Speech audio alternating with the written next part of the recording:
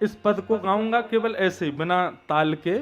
ओ बन नाचे नटनी को आली, नंद को किशोर। इसमें भाव इतने सुंदर हैं कि मन करता है कि इसको गाते रहें। दोनों का संवाद है, किशोरी जी का और श्याम सुंदर का, एक दूसरे से क्या कह रहे हैं, बहुत ध्यान से सुनिएगा।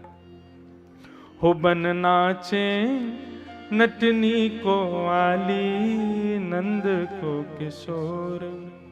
राधे जगत नचायो तेरी मोह की मरोड़, बन नाचे नटनी को आली, नंद को किशोर।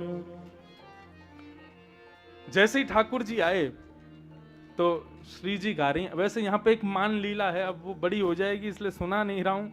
मैं बड़ा समय की पाबंदी में बंध जाता हूँ, नहीं तो आप लोग यदि सामर्थ्यवान हो ना, मैं रात 12 बजे तक कथा सुनाऊं। इतनी कथाएं मन में आती हैं, लेकिन मैं रुक रुक के आगे बढ़ जाता हूँ। एक बार क्या हुआ, किशोरी जी बोली ठाकुर जी से मान लीला करो। मान लीला में क्या होता है, एक बार क्या हुआ, किशोरी जी बोली ठाकुर जी से मान लीला करो। मान लीला में क्या होता है, जबरदस्ती बिना बात के रूठ जाता है एक व्यक्ति और फिर दूसरा मनाता है। तो किशोरी जी कभी रूठ जाती हैं तो ठाकुर जी, अधिकतर किशोरी जी ही रूठती हैं और ठाकुर जी फिर मनाते हैं। तो कभी मोर बन के आ जाते हैं, कभी कुछ किशोरी जी की मनपसंद वस्तु बना के खिलाते हैं, कभी कभी बंदरों की तरह नकल करके दिखाते हैं, हंसाने का प्रयास करते हैं। तो एक दिन किशोरी जी बोली आप मान करो, हम मनाएंगे। ठाकुर जी बोले नहीं नहीं रहने दो, आप नहीं मना पाओगी। किशोरी जी बोली हम ऐसा मनाएंगे कि आपने कभी मनाया नहीं होगा।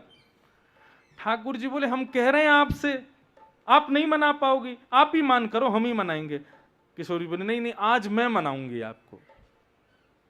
ठाकुर जी बोले तो हो जाए नाराज, बोले हो जाओ। ठाकुर जी बोले ठीक है, तो फिर हम मान कर रहे हैं। बोले हाँ हाँ कर लो, मनाऊंगी मैं। सो ठाकुर जी मान करके बैठ गए, रूठ के बैठ गए किशोरी जी से। अब किशोरी जी, ये सब निकुंज लीला है, निवृत्त निकुंज लीला। इसमें गोपियां भी नहीं, केवल श्याम सुंदर और किशोरी जी रहते हैं। किशोरी जी सन्मुख गई। अब सन्मुख जाकर के ठाकुर जी के सामने नृत्य कर रही हैं, ठाकुर जी के सामने गायन कर रही हैं, ठाकुर जी की वंशी निकाल के वंशी बजा रही हैं, ठाकुर जी के सामने सारे कुतूहल कर रही हैं कि ये मान जाएं, बस कैसे भी नहीं माने। पूरा दिन निकल गया। शाम होते ही नियम था कि भाई मान छोड़ दो, अगर मान नहीं मना पाए दूसरा कोई भी तो फिर मान छोड़ दो, और जिसने मान किया वो जीत गया, और यदि मनाने वाला मान तोड़वा दे तो वो जीत गया। ऐसा खेल खेलते हैं दोनों, किशोरी जी और श्याम सुंदर। शाम हो गई, शाम होते होते किशोरी जी थक हार के बैठ गई। बोले मैं तो हार गई, मान ही नहीं रहे, चलो मैं हारी तुम जीते। ठाकुर जी इतने उठे, अपनी वंशी उठाई धरी और चलते गए। किशोरी जी बोले अरे मान लीला पूरी है गई कन्हैया, अब तो बात करो। ठाकुर जी ने पीछे मुड़ के नहीं देखा, चलती चले गए। रात भर है गई, किशोरी जी को नींद नहीं आई। बोले मान करके, मान तो शाम को टूट जावे, इनने तो तोड़ो ही नहीं। दूसरे दिन फिर से यमुना पुलिन पर मिले, ठाकुर जी फिर से आके मान में बैठ गए। किशोरी जी बोली ये बात गलत है आपकी, कल आप मान तोड़ के नहीं गए थे। ठाकुर जी कुछ बोले ही नहीं। किशोरी जी बोली अच्छा, मतलब अभी मान चल ही रहा है आपका? ठाकुर जी बोले तो हूं बोल रहे तो और भी बोल दो। किशोरी जी फिर मना में उनको अलग अलग प्रयास करें, कभी कुछ उपहार बना में, कभी कुछ करें। ठाकुर जी माने ही नहीं। रात हो गई, किशोरी जी बोली मैं कल पूरी रात नहीं सोई हूं, आप ऐसे मान तोड़ के जाओ, ऐसे मत जाओ।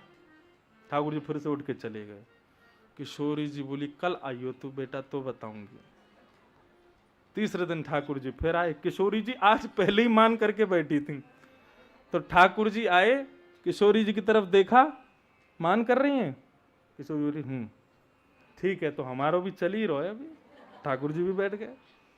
अब दोनों एक दूसरे की तरफ कमर करके बैठे। तो किशोरी जी बोली मना भी नहीं रहे और मान भी नहीं रहे। अब तो किशोरी जी फिर उठ गई, बोले कन्हैया ये गलत है, ये ऐसा तो नियम कभी ना हो जो तुमने नया बना दिया है। कोई प्रत्युत्तर नहीं। किशोरी जी इतनी विरह में चली गई, इतनी विरह में चली गई कि नेत्रों से आंसू प्रकट हो गए। और जैसे ही वो अश्रुविंद नेत्र से प्रकट होकर के पृथ्वी पर गिरा, पृथ्वी का स्पर्श करते पूरी पृथ्वी उष्ण हो गई, गर्म पड़ गई बिल्कुल। और उस उष्णता की गर्मी नीचे बह रही यमुना को जाकर के जब लगी तो यमुना जी प्रकट हो गई, उच्चाटित हो गई।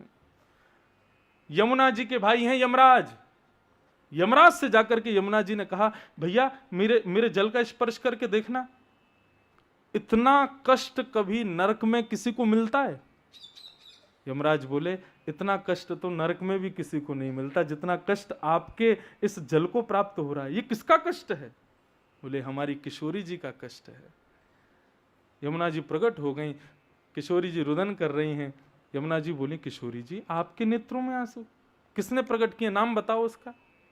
बोले, एक ही है, तुम्हारे श्याम सुंदर। 3 दिन हो गए मान करके बैठ गए, इतना मना रही हूं मान नहीं रहे। आज मुझे इतना विरह दे दिया है कि मेरे नेत्रों से अश्रु प्रकट हो रहे हैं। यमुना जी बोली, या तो मैं बताऊं, रुको। अच्छा, यमुना जी का जो स्वरूप है ना, वो बिल्कुल कन्हैया जैसा, सांवली है, वो भी बिल्कुल वैसी हैं। यमुना जी गई और जाकर के महाराज श्रृंगार करके आई, पजम्मी पहनी, ऊपर बाघा पहना, उसके ऊपर माला पहनी, टिपारो ऊपर धारण कियो, सुंदर यहाँ पर चंद्रिका धारण करी, कर्णफूल धारण किए, आदि आदि करके बिल्कुल जैसे श्याम सुंदर हैं वैसी यमुना जी बन गई। और जैसे ही किशोरी जी के सन्मुख आई हैं, किशोरी जी बोली, श्याम सुंदर मान गए आप? आपको मान दूर है गयो? यमुना जी बोली, श्याम सुंदर नहीं हूं, यमुना हूं। किशोरी जी बोली, आप तो बिल्कुल श्याम सुंदर जैसी लग रही हो। बोले, हाँ, ये अपने रूप को बड़ो गुमान करे ना, अपने रूप से सबन को मान कर करके सबन को परेशान करे। आज यही के रूप से यही को तरसाऊंगी मैं, और तुम देखती जाओ आज कहा करूंगी। और यमुना जी की चाल भी वैसी, ढाल भी वैसी, चलन बिल्कुल वैसा, कोई देख के कह ही नहीं सकता कि श्याम सुंदर नहीं है। नूपुरों की ध्वनि भी, माताएं घर में होती हैं तो भाई लोगों को पता होगा कि हमारी माँ आ रही है, उसकी नूपुर की ध्वनि अलग पता चलती है, बहन आ रही है उसकी नूपुर की ध्वनि अलग, पत्नी आ रही है उसकी नूपुर की ध्वनि अलग। और कई बार नूपुर भी एक से हो, लेकिन चाल के प्रभाव से भी नूपुर की ध्वनि अलग होती है।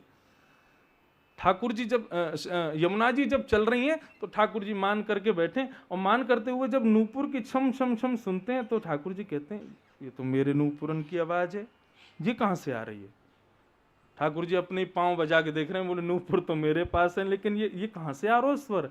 इधर देखें, जैसे ही पीछे देखो तो वन में विचरण करते भये, अपनी वेणु को घुमाते भये एक दूसरे श्याम सुंदर सामने से आ रहे हैं। ठाकुर जी बोले, जे कौन आगो? मैं तो यहीं बैठा हूं, ये कहां से आयो? अब रूप इतना सुंदर था कि श्याम सुंदर भी मोहित हो गए। श्याम सुंदर बोले, अरे भैया तुम कौन हो?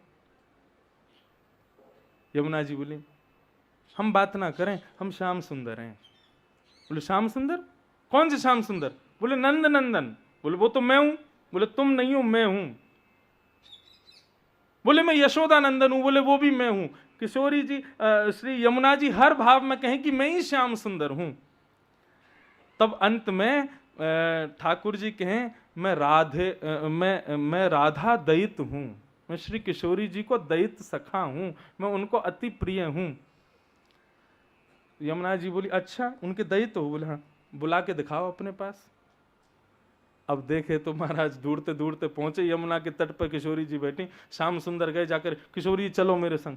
किशोरी जी बैठी है मान करके। बोले, तुम जाओ अकेले, हम नहीं जाएंगी। इतने में ही यमुना जी आ गई। यमुना जी बोली, क्यों परेशान कर रहे हो किशोरी जी को? देखो नहीं आ रही ना तुम्हारे पास, तुम राधा दयित नहीं हो, हम हैं, आओ किशोरी जी यहाँ आओ। जैसे ही यमुना जी आई तो किशोरी जी बगल में जाके खड़ी है गई। अब ये दृश्य देख करके तो ठाकुर जी रोने लगे, मैं नंद नंदन हूँ, मैं यशोदा नंदन हूँ, मैं राधा दयित हूँ, ये कौन आ गए हो? दूसरों कोई भैलू पियाए आके संग मत जाओ। और ऐसे ऐसे करने लगे। जैसे ही ठाकुर जी को विरह हुआ तभी श्री यमुना महारानी ने जाके प्रणाम किया। बोले, श्याम सुंदर अब मान छोड़ो और किशोरी जी के संग रास विहार करो। तो बोले, आप कौन? बोले, मैं यमुना हूं। तब ठाकुर जी बोले, मुकु आपको रूप इतनो भायो है, अब सदा यही रूप में रहो। इसलिए हम लोग सब कहते हैं, श्याम सुंदर श्री यमुने महारानी की। और तब दोनों श्याम सुंदर और किशोरी जी दोनों को मान जब दूर भयो, तब रास प्रारंभ भयो। तब को ये भाव है। तो किशोरी जी श्याम सुंदर को देख करके कहा कह रही हैं, इतने सुंदर लग रहे हैं ठाकुर जी। तो किशोरी जी कह रही हैं, ब्रज के किशोर तो पे डारूं तृण तोड़ प्यारे ब्रज के किशोर। गाओ। तो पे डारूं तृण तोड़। प्यारे। तृण कब तोड़ते हैं? माताएं कहीं कहीं ऐसी होती हैं कि वो जब नजर किसी को बहुत सुंदर लग जाए तो उसको देख के तृण तोड़ती हैं कि कहीं हमारी नजर ना लगे। और मिथिला के लोग तो ऐसा कहते हैं कि रघुनाथ जी ने जब हमारी सिया जी को देखो तो इतनी सुंदर सिया जी को देख के कछु तोड़ना चाह रहे, कछु तृण नहीं मिलो तो धनुष तोड़ दिया उनने। श्री राधा रानी कह रही हैं ब्रज के किशोर तो पे डारूं तृण तोड़ प्यारे ब्रज के किशोर तो पे डारूं तृण तोड़। सुन मुरली की घोर मेरो मन नाचे मोर। सुन मुरली की घोर मेरे मन नाचे मोर।